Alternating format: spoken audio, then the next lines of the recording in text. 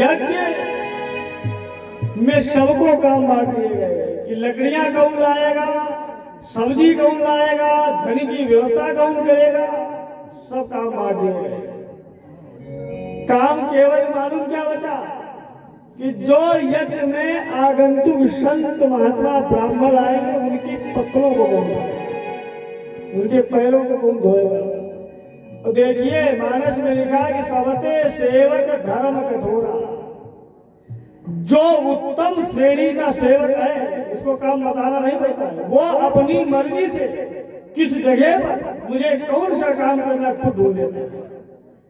अब मध्यम श्रेणी का उसको आप कहेंगे कि ऐसा करो एक लोटा पानी ले आओ जाकर के, तो बहुत मुश्किल में जाएगा। और निकृष्ट श्रेणी का जो सोता है निम्न वाला, उससे आपने कहा कि टड़ियावा से सेब ले आओ जाकर के, तो पहले मालूम क्या कहे, अरे वहां टड़ियावा में सेब अब नहीं मिलते, पहले मिलते थे तो बंद हो गए मिलना, क्यों जाना ना पड़े। फिर भी आप पीछे पड़ गए, तब मालूम क्या कहेगा, अरे बात तो मानिए आप कई सालों से आए नहीं, हम तो रोज ही जाते हैं, लेकिन जब आप पीछे ही पड़ जाएंगे तो मालूम क्या करेगा, पैसा लेगा और जाएगा, 15 मिनट लौट के आ जाएगा। हम तो पहले ही कह रहे थे वहां सेब नहीं मिलेगा, फालतू दौड़ा दिया आपने। ये स्थिति होती है। कथा पांडाल में बाबूजी बनकर के सब घूमेंगे, अब कह दिया जाए यहाँ पर गद्दा बिछा दीजिए, झाड़ू लगा दीजिए, तुरंत ही जो है अपने कपड़ों की तरफ देखेंगे।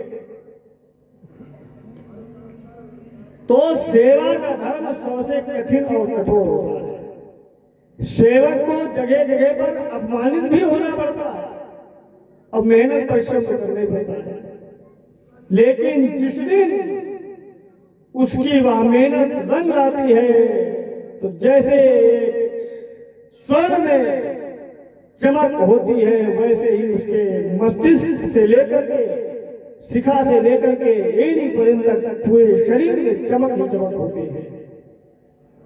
सोना जितना ही तपाया जाता है उतना ही चमक आती है। अब ब्राह्मणों की पत्तल का उठाएगा और पैर का धोएगा। सेवा सब कर सकते हैं, भंडारा सब करवा सकते हैं, लेकिन उस भंडारे में चारण, सेवा, पैर धुलना और पैर छूना ये सबके बस की बात नहीं है।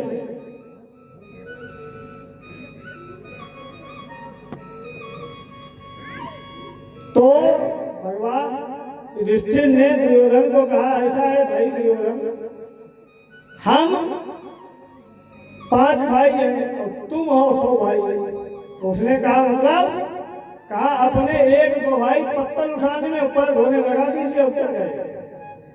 दुर्योधन ने कहा तुम्हारा दिमाग खराब है क्या, तूने हमको क्या समझ रखा है, हमारे भाई तुम्हारी एक में पत्तल उठाएंगे, झाड़ू लगाएंगे, दिमाग खराब है आपका। कोई भी अपनी व्यवस्था करो, हमारे चक्कर में करो। भगवान ने तुरंत ही, भाई भगवान ने तो ठेका ले रखा है। ये यथा माम प्रवर्तन्ते तास्त तथैव भजाम्यहम्। भगवान ने कहा ये कर्म हम करेंगे। तो जो विपक्षी राजा थे उन्होंने कहा इसका ग्वाला है, इसका काम ही यही है कि पत्तल लेना और पग धोना सबके सबने स्वीकार किया।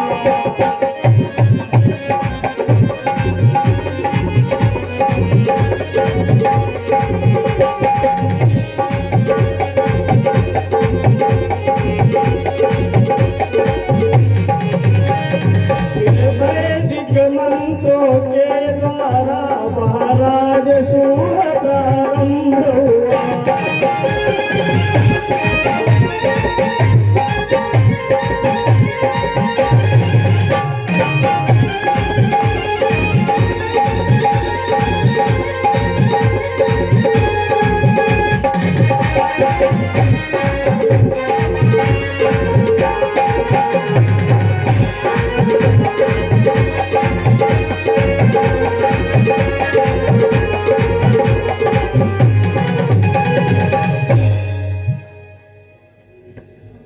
लेकिन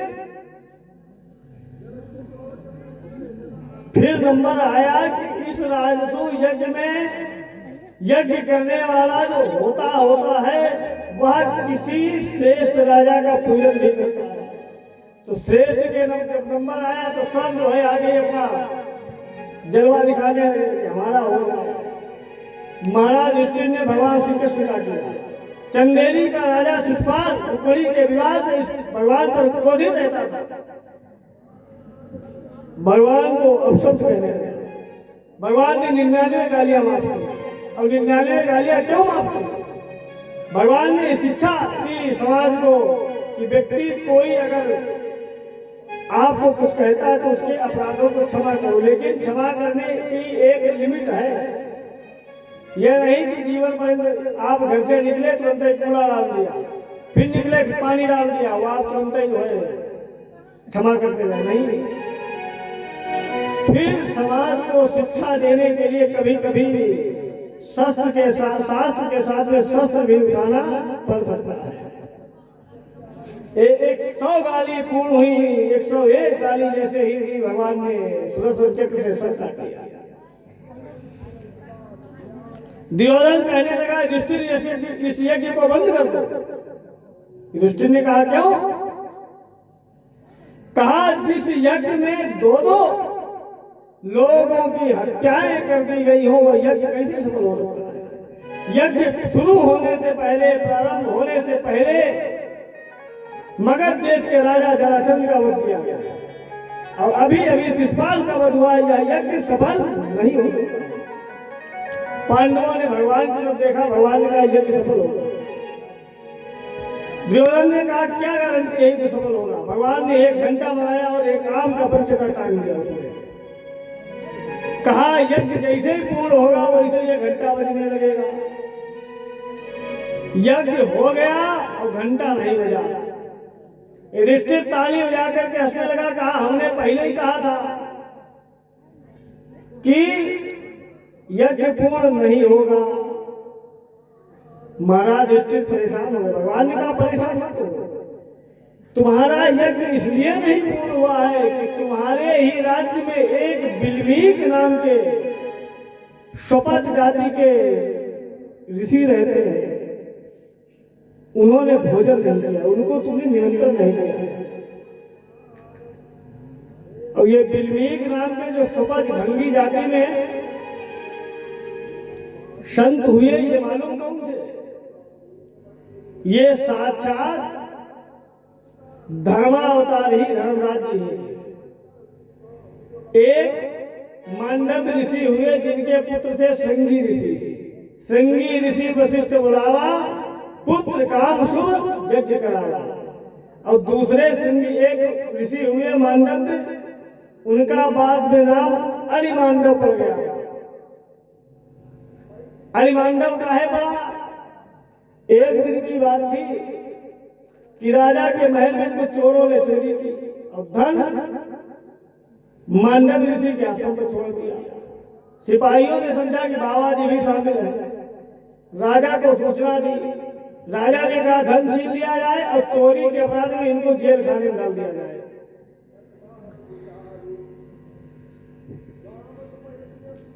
कहा चोरी के अपराध में इनको फांसी चढ़ा दिया गया।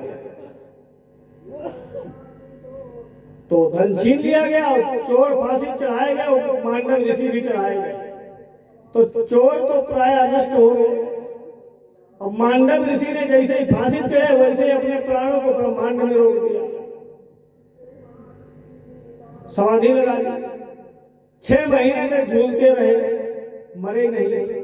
सिपाहियों ने जाकर के बताया कि महाराज उन चोरों में गलती से बाबा जी की फांसी हो गई थी, बाबा जी अभी भी झूल रहे, मरे नहीं है।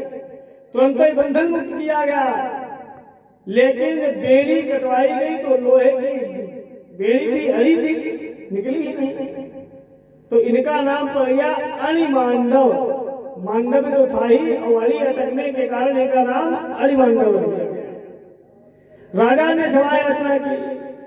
मांडव ऋषि ने कहा कि तुम्हारा कोई दोष नहीं है और ना मुझे तुमसे कुछ कहना है, मैं सीधे इस अपराध का बदला युवराज जी से लेता हूँ करके। संजीवनी नगरी पहुंचे।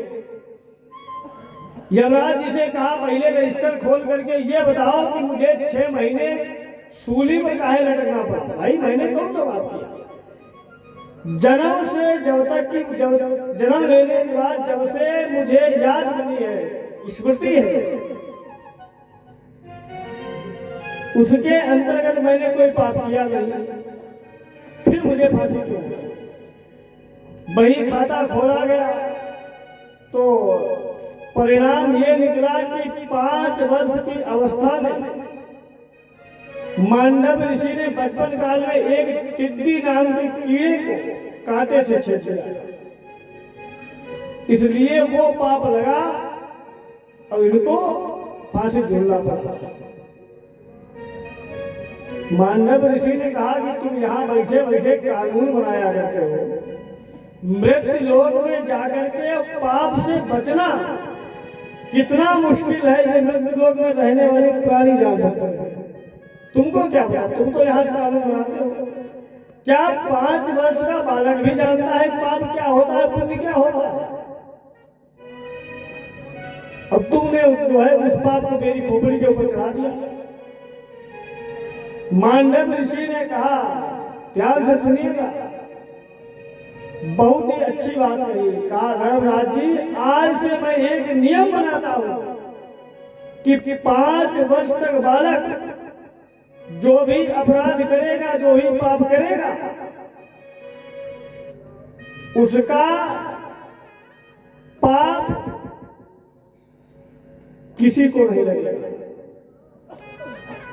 क्योंकि वो अबोध है, कुछ जानता ही नहीं है, कोई किसी को नहीं लगेगा। अब बोले 5 वर्ष के बाद जो 9 वर्ष की टाइमिंग है, उन 9 वर्षों तक बच्चा जो पाप करेगा उसका फल उसके माता पिता को भोगना पड़ेगा। मतलब 5 वर्ष तक कोई पाप करता है तो कोई फल नहीं, कोई नुकसान नहीं। 5 के बाद जब तक 14 वर्ष का नहीं होता तब तक बच्चा जो भी पाप करेगा उसका फल सीधे माता पिता को भोगना पड़ता है। ये व्यवस्था उन्होंने बनाई। आजकल क्या माताजी लोग बच्चों पर ध्यान ही नहीं दे रही, वो अपने मोबाइलीकरण में व्यस्त है। अंग्रेजी भाषा में चैटिंग बोलते हैं और हमारी देहाती भाषा में चीटिंग बोलते हैं। लगी है, बच्चा टीवी तोड़ रहा है, कहीं फ्रिज तोड़ रहा है, भाई उसको क्या बता? और फिर उठाया डंडा और सीधे उसकी पिटाई की। ये अच्छी बात नहीं है। बच्चा हमारा क्या कर रहा है, इस पर ध्यान हमको ही देना पड़ेगा।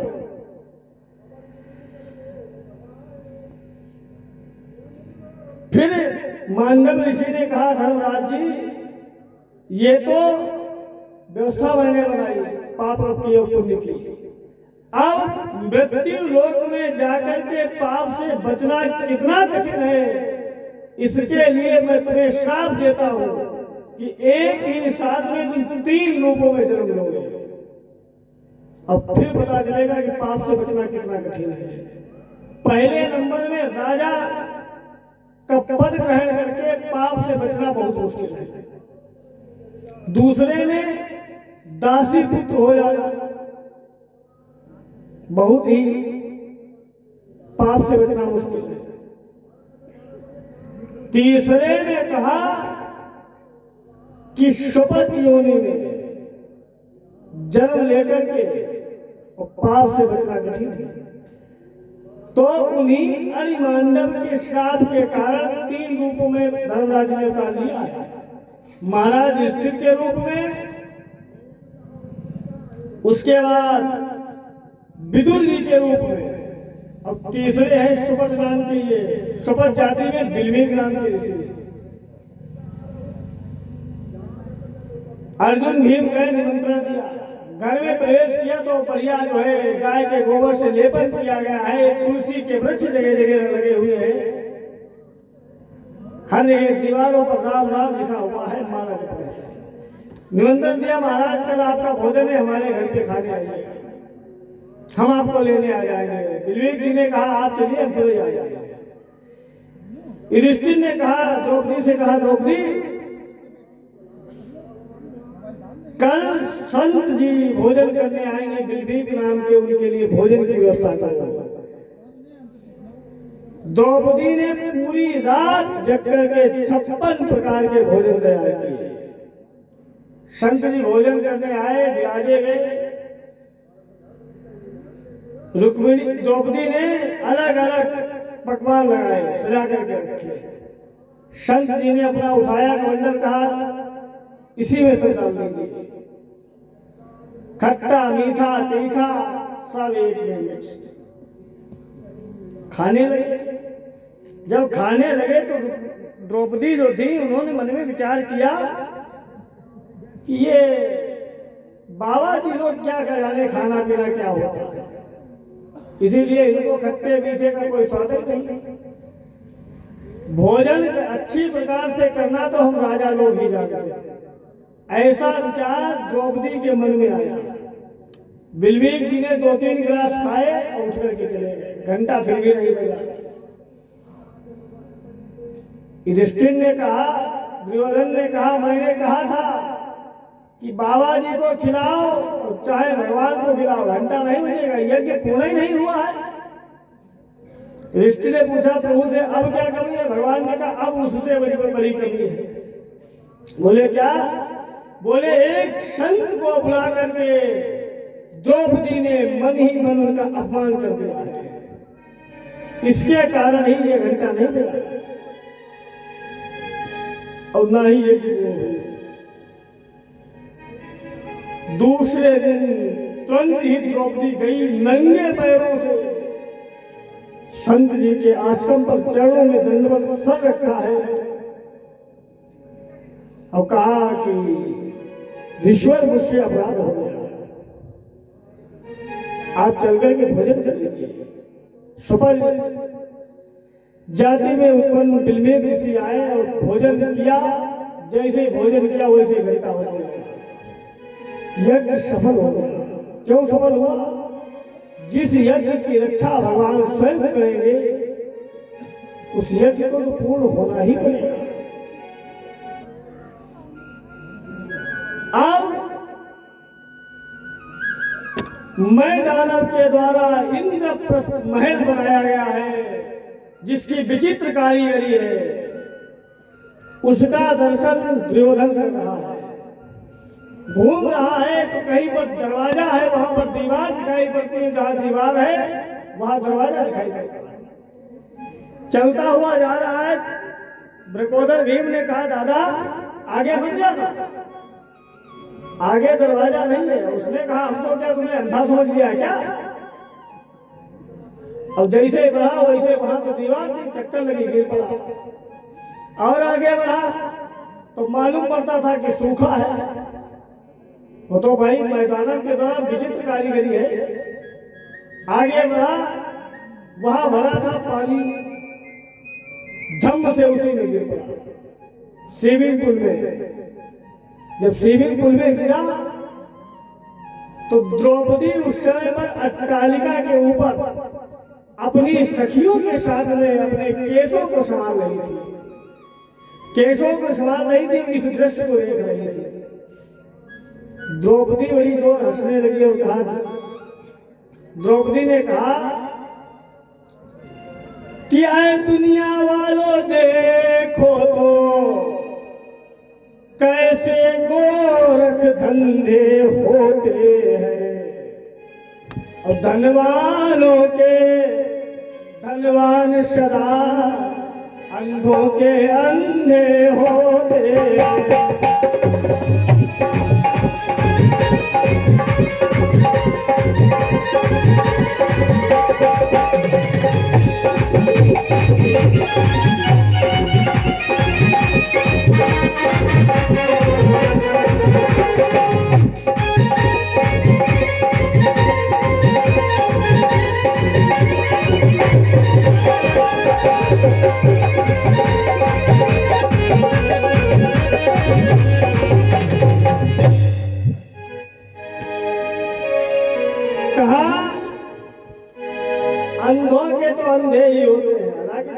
ऐसा नहीं कहना चाहिए। लेकिन माता जी लोगों की आदत होती है उपहास करने की। अन्नतम साहसम माया मूर्खतम तिरोधता असोचन नित्यम च स्त्रीणाम दोषा स्वभाव। लेकिन भैया दुर्योधन को ये बात बहुत कर गई। जैसे तैसे उठ करके स्विमिंग पूल से बाहर निकला, खड़ा हुआ और खड़े होने के बाद देखा द्रौपदी की तरफ, कहा द्रौपदी तूने आज मुझे अपने ही महल में बना करके मेरा अपमान किया है, मुझे अंधों का अंधा कहा है। लेकिन द्रौपदी एक बात याद रखना कि ये तेरी हंसी उड़ा देना है 8 पहर का काम मेरा, और इतना न करूं तो इस जग में दुर्योधन नाही नाम मेरा।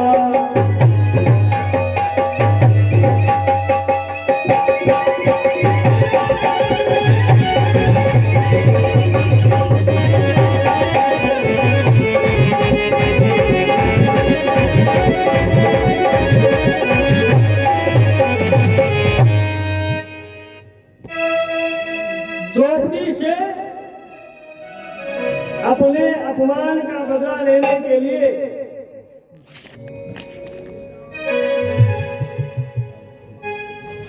दुर्योधन चला गया। जाकर के उसने धृतराष्ट्र को बताया, कहा पिताजी आज पांडवों के यहाँ उनकी पत्नी पांचाली ने इस प्रकार से मेरा अपमान किया, अब मैं इस अपमान का बदला अवश्य लूंगा। और अपमान एक ऐसी व्यवस्था है, ऐसा द्रव्य पदार्थ है कि बड़े बड़े देवताओं को नहीं हजम होता, कुछ मनुष्यों की क्या बात की जाए। कर देखिए, छोटी सी बात पर देखिए क्या होता है। सम्मान सबको चाहिए, हर व्यक्ति को चाहिए, और सम्मान चाहने वाला व्यक्ति खाली अपने मन में ही सम्मान पा सकता है, समाज से उसे सम्मान कभी नहीं मिलता। सम्मान उसे तभी मिलेगा जब वो अपने मन से सम्मान की भावना का परित्याग कर देगा, तभी सम्मान प्राप्त होगा। और सम्मान चाहने से सम्मान मिलने वाला नहीं है, खाली चाहते रहिए। और चाहने से क्या होता है, किसी को दुनिया में चाहते रहिए, इससे क्या है। अब हुआ क्या कि मामा शकुनी वहीं बैठे थे। मामा शकुनी ने कहा, बेटा दुर्योधन पांडवों की इतनी हिम्मत, तुम्हारा अपमान किया एक हस्तिनापुर के राजकुमार का, मैं इसका बदला लेना चाहता हूं। दुर्योधन ने कहा, मामा जी बदला तो हम भी लेना चाहते हैं, लेकिन ले तो कैसे। अरे कहा तुम उनको जुआ खेलने के लिए बुलाओ, और महाराज युधिष्ठिर जुआ खेलने में तो माहिर है, फिर देखिए।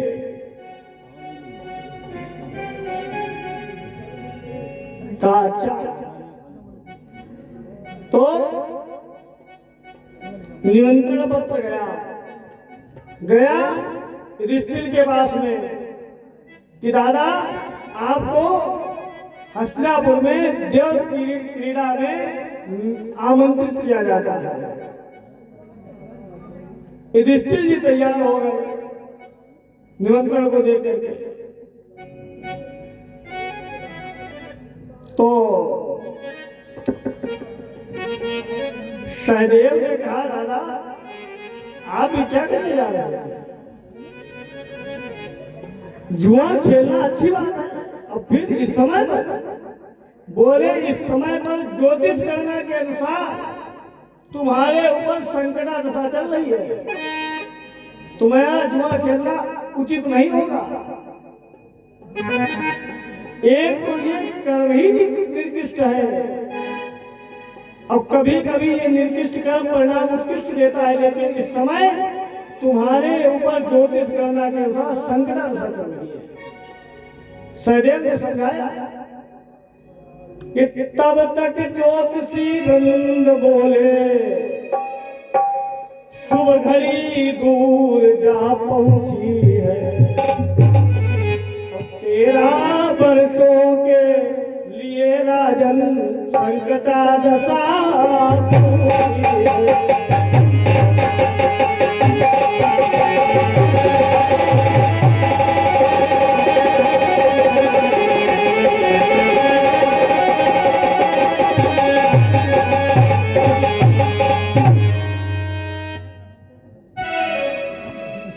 हुआ क्या,